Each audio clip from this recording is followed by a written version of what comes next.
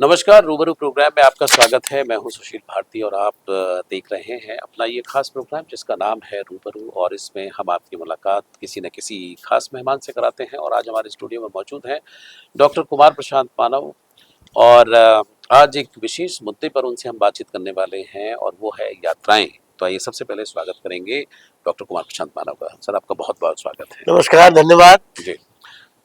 Doctor साहब, आप बहुत लोगों का मार्गदर्शन कर रहे हैं। आपकी किताबें जो हैं बहुत कमाल कर रही हैं। बुक ऑफ लाइफ जो है जीवन से अंधकार से प्रकाश की ओर आपकी यात्रा जो है वो पूरी तरीके से जो है बड़ा अच्छा लगता है आपसे बातचीत करके कि आप तमाम मुद्दों के ऊपर अपने विचार रखते हैं।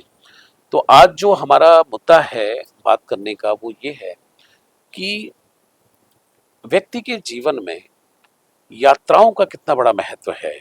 क्योंकि ये हमें लगता है कि हमारी जो भावी पीढ़ी है, यंग जनरेशन है, मैं क्यों ये डिस्कस करना चाह रहा हूँ कि पहले लोग जो थे वो इतना ज़्यादा खर्च खान-पान, ब्रांडेड कपड़े और इन सब चीज़ों पे उनका ध्यान नहीं था। इतनी ज़्यादा वो लग्ज़री या दिखावा में नहीं था। तो वो क्या करते थे कि मतलब चाहे वो धार्मिक स्थल थे तो बड़ी-बड़ी यात्राएँ करते थे। कई-कई दिनों की, महीनों की यात्राएँ करते थे और इस तरीके से वो अपना एक जीवन जीते थे। और उनको कहीं न कहीं जब अलग-अलग जगहों पे व्यक्ति जाता है तो वहाँ की सभ्यता, संस्कृति, रीति-रिवाज, बोलचाल, भाषा, लोगों से मिलना, तो उनका एक फलक जो है वो खुलता है। तो आज इस पर हम चर्चा करेंगे। तो मैं ये आपसे जानना चाहता हूँ कि जीवन में यात्राओं का, क्योंकि आप आधे से ज़्यादा जो विश्व के जो देश हैं उनको आप घूम चुके हैं, ऑस्ट्रेलिया में रहते हैं, भारत तो आपका देखा हुआ है ही। तो आपसे बेहतर कौन होगा इस मुद्दे पर बात करने के लिए। जी। ये आपने बात बिल्कुल सही कही हम्म, कि यात्रा तो मेरे पैर में चक्कर है। जी। यात्रा तो मैं इतनी कर चुका हूँ कि अभी तक 100 तो फ्लाइट कर चुका हूँ, हम्म, जिसकी कोई लिमिट नहीं। हम्म, और मेरे ख्याल में कोई ऐसा कंट्री नहीं है, हम्म, एक दो कंट्री के जो मैं गया बना हूँ। हम्म, रशिया नहीं गया, हम्म, जापान नहीं गया अभी। हम्म, बाकी तो कोई ऐसा मैं समझता हूँ कि छोटे मोटे कंट्री को होंगे, हम्म, लेकिन ऐसा कोई बड़ा कंट्री नहीं है जो मैं ना गया हूँ। हम्म, लेकिन अब मैं उसका पॉजिटिव इफेक्ट बताता हूँ आपको यात्राओं का। हम्म, जितना मैंने यात्रा की है हम्म, उतना मेरा माइंड ब्रॉड हुआ। ओके। जो कंजर्वेटिव सोच है वो ब्रॉड होती गई। हम्म, दूसरी चीज क्या हुआ कि मुझे जैसे अभी आपने बताया हम्म, कि डिफरेंट कल्चर संस्कृति से आदमी सीखता है, हम्म, तो मैंने डिफरेंट कल्चर देखी लोगों की, उससे मुझे बहुत कुछ सीखने को मिला। और मैं सही बता रहा हूँ कि आज डॉक्टर कुमार प्रशांत मानव जो आपके सामने बैठा हुआ है, वो विदेशों को घूमने के बाद ही इतना ज्यादा आप कह देंगे रिफाइंड या इतना आपको दिखाई दे रहा है। तो क्योंकि मैं हालांकि शुरू से ही मैं अलग था, ये तो बात पक्की है। हम्म, जब मैं प्रशांत कुमार गोयल एडवोकेट था तब भी मैंने कोई ऐसा काम नहीं किया अपने जीवन में जिससे मेरे देश की गरिमा को ठेस पहुंचे। लेकिन जागरूक बराबर रहा हूं मैं, बराबर जागरूक रहा हूं। कभी मैंने आज तक सोया नहीं कभी भी। लेकिन अब जो ये मेरा सफर है, ये है जीवन की यात्रा अंधकार से प्रकाश की ओर, the journey of life from darkness to light. और आज मैं अपने आप को इतना भाग्यशाली महसूस करता हूँ कि प्रभु ने मुझे इस योग्य माना, इस योग्य समझा कि मैं इस काबिल हूँ कि वो अपने अमूल्य विचारों से मुझको अलंकृत करे। उसने अपने अपने अमूल्य विचार दिए और 800 विचार अब तक मैं भेज चुका हूँ, उस पे व्हाट्सएप पे, इंस्टाग्राम, फेसबुक, सब पे। और उसमें 400 जो थॉट है मेरे बुक बन चुकी है 4। ये 4th एडिशन आपके सामने रखा हुआ है। 100 हर एडिशन में 100 थॉट थे। फर्स्ट में 100, सेकंड में 100, थर्ड में 100 और फोर्थ में 100। तो 400 अभी 400 और पाइपलाइन में है। अभी 4 एडिशन इसके तैयार है। तो ये जो काम मैं सब कुछ कर पा रहा हूँ, ये यात्राओं की बदौलत है। मैंने जगह जगह की यात्रा की, वहां को परखा, जांचा, स्टडी किया, ये देखा कि यहाँ क्या गलत है और क्या सही है। तो गलत को तो छोड़ा और सही को अडॉप्ट किया। तो आज मैं टाइम का इतना पंक्चुअल, आप देख लीजिए, 12 बजे का टाइम मैंने दिया था और आप मुझे लेने गए थे, मैं आपको नहीं मिल पाया। बट आज विनय जी ने कहा, जो आपके पास बैठते हैं जो अधिकारी हैं, उन्होंने कहा कि वाकई डॉक्टर मानव आपका टाइम बहुत पंक्चुअलिटी है आपकी, आपकी पंक्चुअलिटी तो घड़ी मिला लेनी चाहिए, क्योंकि ठीक जब मैं कमरे में आपके एंटर हुआ 12 बजे में थे, जबकि जिन महोदय को मुझसे मिलने आना था उनका भी टाइम 12 का था, लेकिन वो बेचारे किसी कारणवश 1 बजे पहुंचे। लेकिन मैं टाइम का, पंक्चुअलिटी का पूरा ख्याल रखता हूँ। तो ये किस चीज की देन है? ये मेरी यात्राओं की देन है। जो मैं जगह जगह मैंने देखा कि अगर किसी में अंग्रेज ऑफिसर से मिलने जाता हूँ और अगर 5 मिनट भी लेट हो गया तो फौरन कहेगा सॉरी, तो कम टुमारो, या फिनिश योर टाइम टुडे। आपकी सारी मेहनत बेकार हो गई, आपका पूरा दिन बेकार हो गया, क्योंकि जिसके पास आपको जाना था, जो आपने पूरी योजना बना रखी, सब खत्म हो गई एक 5 मिनट के लेट होने की वजह से। कितनी बड़ी कीमत है उस समय की। इसलिए मैंने समय की कीमत को समझा, जाना, और मैं पंक्चुअल हुआ। पहले शायद मैं इतना पंक्चुअल नहीं था, ये बात मानता हूँ, लेकिन अब मैं विदेशों में जाने के बाद, यात्राएं करने के बाद मैं पंक्चुअल हो गया। यात्रा का क्या मतलब है? अगर आप 5 मिनट लेट हो गए, आपकी फ्लाइट निकल जाएगी, कर लो आप क्या करोगे। तो ये तभी तो पता लगा, समय की वैल्यू, तभी तो जब मैंने यात्राएं की। आप 2 मिनट लेट हो गए, आपकी ट्रेन निकल गई सामने सामने, क्योंकि ट्रेन जो है वो आजकल हवा से बातें करती है। अब मेट्रो जितनी है, या अब जो ये आ गई है नई ट्रेन जो अभी चली है, वंदे भारत देखिए, उसकी स्पीड देखिए, तो आप 2 मिनट लेट हो गए, आपकी ट्रेन गई। और विदेशों में तो ऐसी सारी ट्रेन है 2 मिनट में ट्रेन गई आपकी। तो समय की कीमत वहीं से पता लगती है। तो इस तरह आदमी बहुत कुछ सीखता है, जहां वो जाता है वहां से बहुत कुछ सीखता है, और अपना जीवन में उस शिक्षा को जब वो समाहित करता है तो उसका जीवन अंधकार से प्रकाश की ओर जाता है। डॉक्टर साहब, मैं आपसे ये जानना चाहता हूँ कि आपने जो बहुत सी यात्राएं जो की हैं, उम्र के किस पड़ाव पर आपने यात्राओं को शुरू किया करना और आप देश विदेश घूमे? मैं आपसे इसलिए जानना चाहता हूँ कि बड़े सारे लोग जो हैं वो ये कहते हैं कि भाई अब क्या, अब तो हमारा जीवन चला गया, अब तो क्या है कि भाई भगवान जो है जो भी जिस तरह से रख ले। तो मैं आपसे जानना चाहता हूँ कि आपकी यात्राएं कब से शुरू हुई और क्या वो सोच रही कि मतलब आप यात्राएं करें पूरी? देखिए, ऐसा है कि घूमने का तो मुझे शुरू से बहुत शौक था, बचपन से। मतलब मुझे घूमने में बहुत अच्छा लगता था। तो इंडिया तो मैं पहले ही पूरा घूम चुका। छोटे बच्चे थे, उनको भी घुमा ले जाता था। कभी गोवा बॉम्बे का टूर बना लिया, तो गोवा बॉम्बे हुआ, उधर फिर शिरडी, नासिक, और ये शनि से सब घूम लिया उधर का सारा। महाबलेश्वर और पंचगनी सब हुए, और वो लोनावाला, खंडाला घूम लिया सारा। इसी तरह कभी गए तो ईस्ट साइड में नॉर्थ ईस्ट चले गए, सिक्किम, दार्जिलिंग, उसका उधर पूरी बेल्ट घूम ली।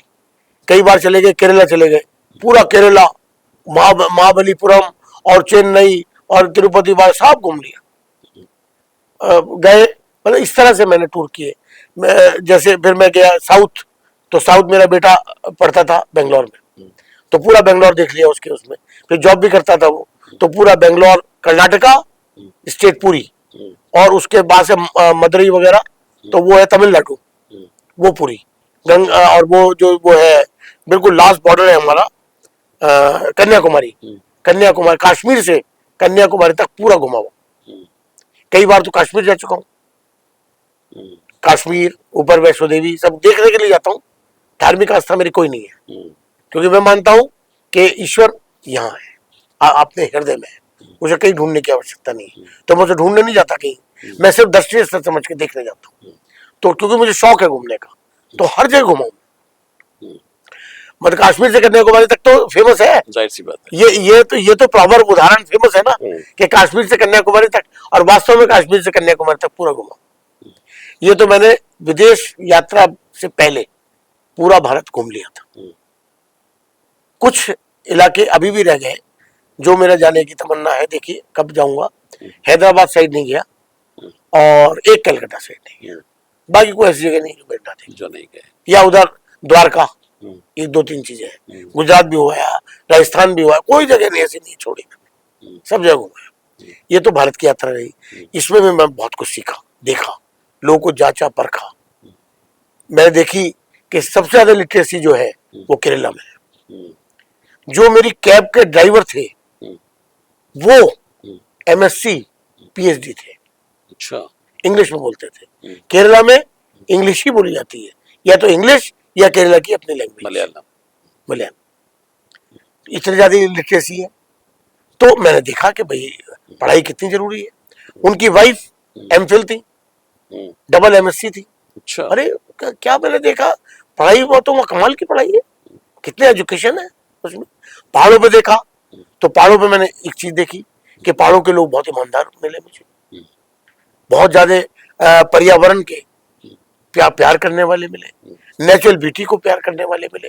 अगर पहाड़ी लोगों को आप मैदान में ले आए तो वो यहाँ 4 दिन नहीं रुक सकते। वो तो चाहे पहाड़ों में उन्हें कितनी भी दिक्कत पड़े, पहाड़ों पे क्या होता है, कई बार बादल फट जाता है, 100 लोग मर जाते हैं बेचारे, कई बार भूकंप आ जाता है, कई बार भूकंप आ जाता है, कितने लोग मर जाते हैं, कई बार उसका आइस का वो आ जाता है, एवलांच आ जाता है, कितने लोग बेचारे। लेकिन वो पहाड़ों को भी नहीं छोड़ते क्योंकि उन्हें पहाड़ से विशेष प्यार है, उसकी आबो हवा से प्यार है, उसके देखते हैं कि पॉल्यूशन है ही नहीं, वो आ ही नहीं सकते यहाँ मैदान में कभी भी। तो मैंने वहां से सीखी ईमानदारी, कितने ईमानदार लोग हैं, बहुत ईमानदारी है पहाड़। तो हर जगह मैंने कुछ कुछ सीखा। राजस्थान गया, राजस्थान में मैंने देखा कि वहां आदमी खूब घी खाता है, सबसे ज्यादा घी खाया जाता है, खस्ता कचौरी प्याज की जोधपुर की देन है। कितना घी होता है उसमें, आप उसे कपड़े में बाद निचोड़ लोगी, खाते हैं वो रोज। और वो दाल बाटी जो दूध घी में ही डलती है बाटी, और उसमें घी में खाई जाती है। चूरमा घी होता है, खूब घी खाते हैं और पतले रहते हैं, बिल्कुल पतले रहते हैं। उसका रीजन है वो फिजिकल लेबर करते हैं। तो आदमी जितनी कैलोरी इंटेक करता है उतनी कैलोरी उसको एग्जॉस्ट करनी पड़ती है। अगर वो एग्जॉस्ट नहीं करेगा तो वो स्टोर हो जाएगी, और स्टोर जब होगी तो वो आपकी चर्बी में आ जाएगी। तो इसलिए ये मैंने वहां सीखा। मैंने तो आदमी यात्रा में बता रहा हूँ आपको, यात्रा कितनी जरूरी चीजें हैं।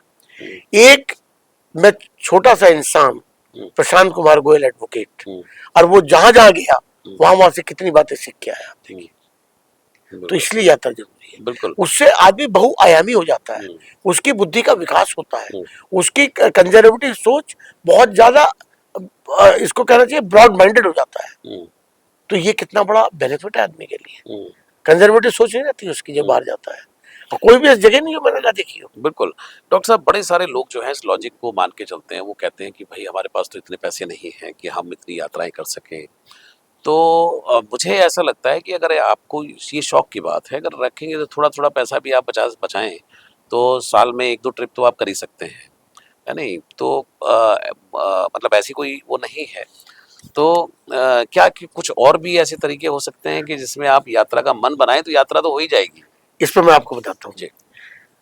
मेरे पास भी इतना पैसा नहीं होता था कि मैं यात्रा पर जाऊं। जी बिल्कुल, वही अनुभव आप सुनना चाहते हैं आपसे। हाँ, मेरे पास भी इतना पैसा नहीं था कि मैं यात्रा पर जा सकता, लेकिन ट्रेन का रिजर्वेशन कराता था 3 टायर का, क्योंकि एसी के लायक पैसे नहीं थे।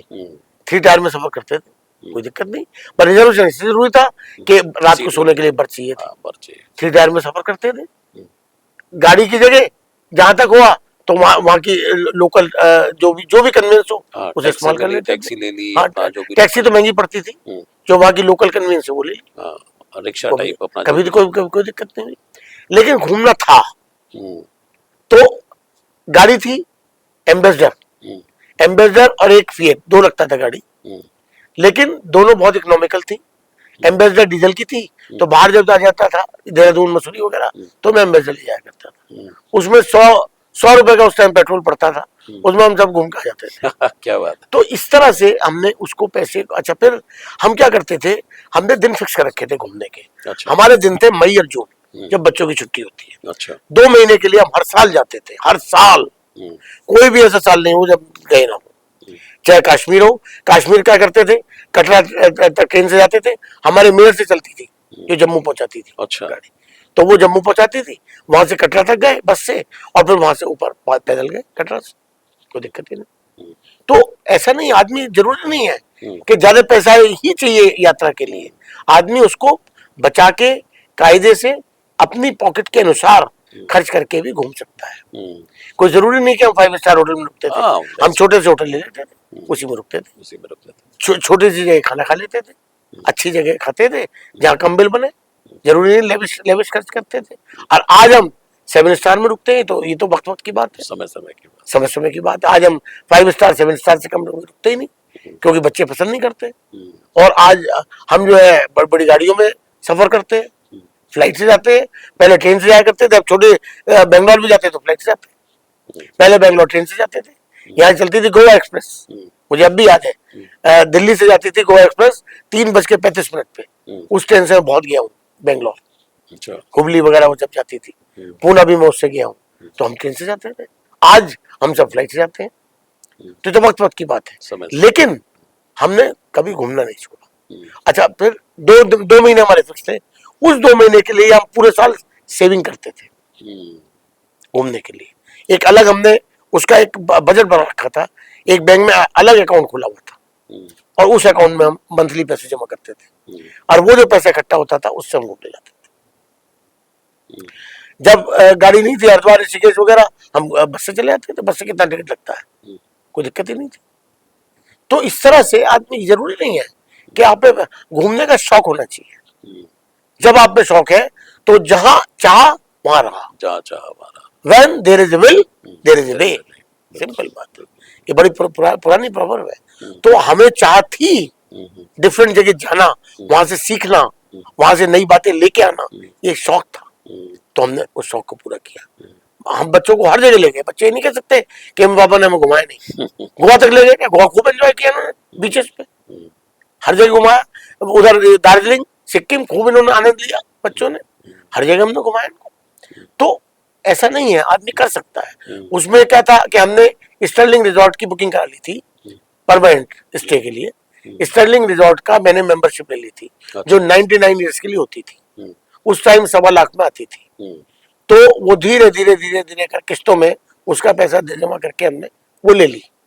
तो हमारे रुकना वहां फ्री हो गया, और ट्रेन का ज्यादा खर्चा आता नहीं था।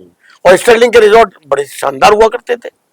फिर बाद में जब पैसा आया तो महिंद्रा की भी ले ली, फिर तो नॉर्मल बहुत ले ली। लेकिन मैं बता रहा हूँ कि आदमी को कभी भी ऊपर वाले को नहीं देखना चाहिए। हमेशा मैंने कहा है, ऊपर वाले को देखोगे कभी संतुष्ट नहीं रहोगे, हमेशा असंतुष्ट रहोगे। कैसी भी स्थिति आपकी भगवान बना दे, हमेशा आपको संतोष होगा। हमेशा नीचे वाले को देखो, आप उसे देखो जो बेचारा नहीं जा सकता, जो बेचारा इस काबिल नहीं कि उसे 2 वक्त की रोटी भी नहीं है। तो आप तो बहुत अच्छे हो कि आप हर साल जा रहे हो, तो आपको संतोष होगा, असंतोष कभी नहीं होगा। तो हमें कभी असंतोष नहीं हुआ, हम घूमते रहे, जाते रहे, आते रहे। हमारी मिसेस को इतना शौक नहीं था, लेकिन मेरा शौक देखते हुए वो मेरे साथ जाती थी। बच्चे शौकीन थे तो बच्चे जाया करते थे। तो इस तरह से हमने कभी घूमने का वो नहीं किया, और उससे बहुत कुछ सीखा। ये तो हमारी यात्रा रही भारत की। बिल्कुल। अब उसके बाद जब बच्चे विदेश गए, मेरा बड़ा बेटा सबसे पहले 2003 में विदेश गया, तो पढ़ने गया था। पढ़ के जब वो आया 2.5 साल बाद इंडिया, पहली बार आया था, तो उसके बाद उसने हमारा प्रोग्राम बनाया अपने आप। 3 साल बाद जब वहां वापस गया, 2006 में उसने हमारी फ्लाइट बुक कराई कि आप आओ, आपको ऑस्ट्रेलिया घुमाते। पहली बार हम गए, नहीं उससे पहले, हाँ उससे पहले 2006 में हम गए। पहली बार उसने हमें पैकेज दिया, गिफ्ट पैकेज, ऐसा गिफ्ट जो हमें पता ही नहीं, सरप्राइज गिफ्ट। एकदम आया, बोले जी ये आपके टिकट। मैंने कहा के, बोले आपके हमने 3 कंट्री की करा दी है, मलेशिया, हांगकांग और बैंकॉक, आप ना जाइए, घूम के आइए। सॉरी 4 कंट्री की, सिंगापुर।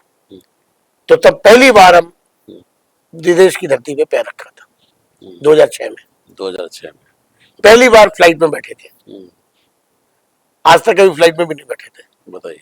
और 2006 से अब तक 2025 तक जो 100 फ्लाइट में बैठ चुका हूँ इसके बाद। तो पहली बार जब विदेश में कदम रखा, विदेश देखा, देखता रह गया, भौचक्का रह गया कि कितना सुंदर है, कितना प्यारा है, कितनी अच्छी मेंटेनेंस है, कितने अच्छे पब्लिक टॉयलेट्स है, कितनी सफाई है। अरे हमारे यहाँ क्या है, हमारे तो कुछ भी नहीं है। तब ये एहसास हुआ, तब ये लगा कि हम लोग कितने गलत हैं। क्यों विदेश इतना अच्छा है? क्योंकि वहां के नागरिक अच्छे हैं, उनमें सिविक सेंस है, वो उसको मेंटेन करके चलते हैं। तो वहां से हमें शिक्षा मिली क्या कि साफ रखो, सफाई रखो। देखो देश कितना अच्छा लगता है, बहुत अच्छा लगा। शुरू में तो ऐसा लगा कि हम दूध से, जब ऑस्ट्रेलिया पहली बार गया 2006 में, तो ऐसा लगा सिडनी उतरते ही जैसे ही एयरपोर्ट से बाहर गया कि दूध से नहाया हुआ कोई शहर, दूध से नहाया हुआ शहर, इतना साफ, इतना पवित्र, इतना प्यारा। ऐसा लगा कि मैं कहाँ गया, मन मयूर झूमने लगा नाचने लगा देख के। वहां की सुंदरता, वहां की ब्यूटी, वहां की सफाई, पॉल्यूशन जीरो, आज भी पॉल्यूशन जीरो है, मेंटेन किया। हर चीज, कोई मिलावट नहीं। ये सब चीज वहीं से सीखने को मिली। कोई भी हमारे यहाँ मिलावट देखिए, हमारे दूध में यूरिया मिल रहा है, हमारे यहाँ सिंथेटिक पनीर आ रहा है, सिंथेटिक मावा बन रहा है, हमारे यहाँ क्या चीज है, क्या खा रहा है आदमी? आप सोचिए, घी प्योर नहीं, तेल प्योर नहीं, हर चीज में मिलावट है, मसाले प्योर नहीं, क्या चीज प्योर है यहाँ बताइए? सब्जियों पे वो इंजेक्शन लग रहे हैं उनको बड़ा करने के लिए, हर चीज बताइए। हमने बाहर तो कहीं नहीं देखा विदेश में, तब हमें पता लगा, तब कंपैरिजन हुआ क्या डिफरेंस है और हमारे यहाँ क्या कमी है, हमें इस कमी को दूर करना चाहिए।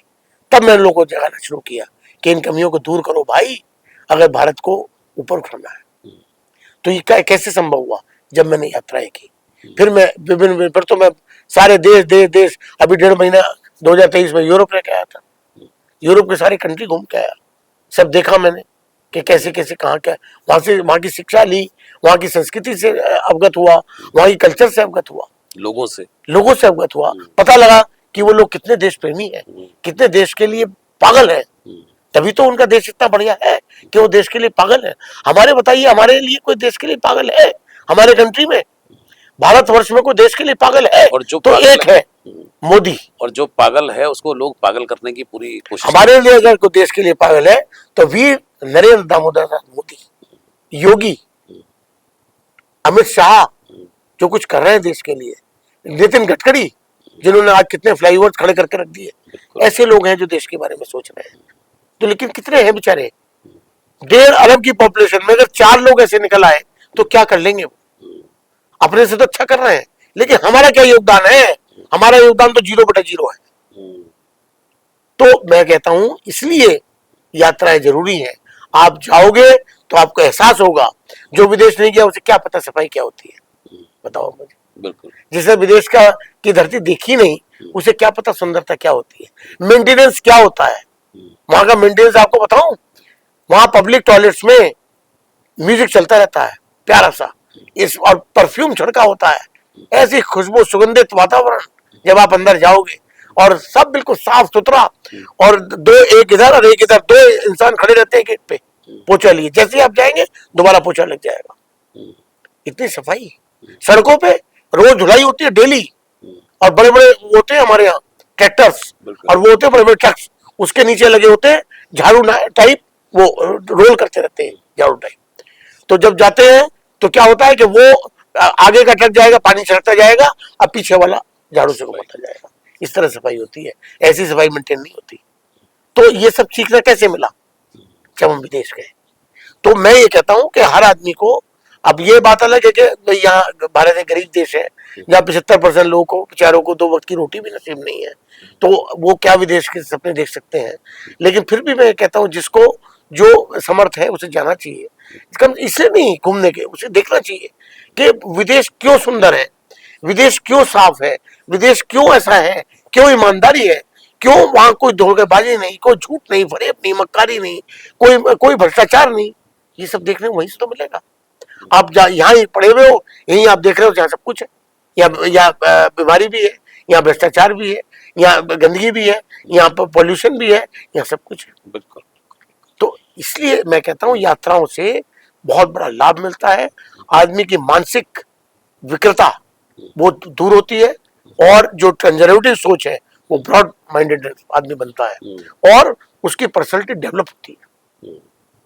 एक जो पहले मुझे याद है, जब मैं छोटा था, हमारे मिन्नी ताऊ जी थे, डॉक्टर मिन्नी गोयल, बहुत बड़े ऑर्थोपेडिक सर्जन रहे, सीनियर ऑर्थोपेडिक सर्जन थे, हेड ऑफ डिपार्टमेंट रहे के जी मेडिकल कॉलेज के लखनऊ के। तो वो विदेश गए थे पहली बार। तो जब वो विदेश गए तो सब ये कहते हैं फॉरेन रिटर्न, पर्सनैलिटी डिफरेंट हो गई जाने के बाद। फिर तो बराबर जाते रहे, वो लेक्चर्स होते थे उनके विदेश में, तो बराबर जा रहे ऑर्थोपेडिक्स में। तो एक उनकी इमेज अलग हो गई, उनकी पर्सनैलिटी डेवलप हो गई। तो वो तब मुझे लगता था कि मुझे भी विदेश जाना चाहिए, कि मेरे ताऊ जी की पर्सनैलिटी कितनी बढ़िया निकल के आई है, और वो सपना मेरा पूरा हो गया। तो मैं बताता हूँ विदेश भी जाना जरूरी है आदमी की पर्सनैलिटी डेवलपमेंट के लिए, आदमी की मानसिक सोच, जो ये छोटी सोच लगते हैं ना, उसको दूर करने के लिए, बिल्कुल, देशभक्ति की भावना पैदा करने के लिए। ईमानदारी की भावना पैदा करने के लिए। ये सब चीज पैदा कैसे होती है? जब आप दूसरे की संस्कृति देखते हो, दूसरे की सभ्यता देखते हो, बिल्कुल, तो उनसे कुछ सीखो, उनसे कुछ ये मैं सीखो और अपने जीवन में और अपनाइए और अपने देश के अंदर भी उन सब यस। चीजों को इम्प्लीमेंट और करें। इसका फर्क क्या होगा? इसका फर्क हमें पड़ेगा। हम ये सोच रहे हैं कि हम किसी का फायदा करने जा रहे हैं, नहीं, इसकी फायदा हमें ही होगा, हमारे आने वाली पीढ़ी को होगा, हमारे परिवार को होगा। अगर देश ईमानदार होगा तो किसी को कोई प्रॉब्लम नहीं होगी, सबके काम आसानी से होंगे। अगर देश साफ होगा, किसी को कोई बीमारी नहीं होगी, परिवार में कोई बीमार नहीं होगा, सब सब किसी मिलावट नहीं होगी, तो मिलावट नहीं होगी तो हर आदमी प्योर खाएगा, इससे कोई बीमारी नहीं होगी, हमारे बच्चे सुरक्षित होंगे, हमारा परिवार सुरक्षित होगा। तो ये तो हमारा ही फायदा है। साफ सफाई रखेंगे, हमारा देश साफ होगा, हमारा परिवार साफ होगा, हमारा मोहल्ला, हमारा शहर साफ होगा, तो कितना अच्छा हम लोग को लगेगा, बाहर से आने वाले को कितना अच्छा लगेगा। तो ये तो सब चीजें हैं, तभी डिपेंड करेंगे जब आप यात्रा करोगे, जाओगे, यात्रा करेंगे तभी आपका दिमाग खुलेगा और आपका फलक जो है वो खुलेगा। बहुत बहुत शुक्रिया डॉक्टर साहब कि आपने बड़ी मज़ेदार बातें बताई हैं और मुझे ऐसा लगता है कि मैं तो ऐसे लग रहा था कि जैसे विदेश में ही विचरण कर रहा था जब आप बता रहे थे सब बातें। तो बिल्कुल आपने ठीक कहा कि जब तक आप देखेंगे नहीं, जब तक आप समझेंगे नहीं, और वो यात्राओं से ही संभव है। यात्रा करेंगे तो आपको बहुत कुछ सीखने को मिलेगा। आपका बहुत बहुत शुक्रिया, बहुत बहुत धन्यवाद MSTV से बात करने के लिए। धन्यवाद, नमस्कार, बहुत बहुत नमस्कार।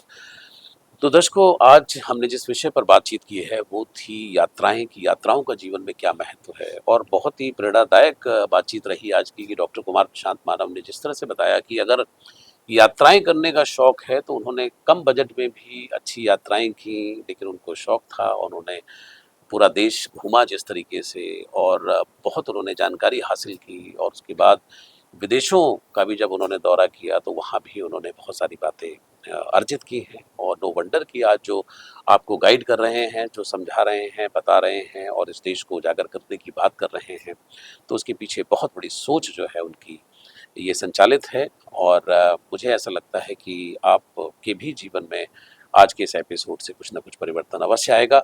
आज के लिए इतना ही। अगली बार डॉक्टर कुमार प्रशांत मानव से हम किसी और विषय पर चर्चा करेंगे। अब लेता हूँ इजाज़त। नमस्कार।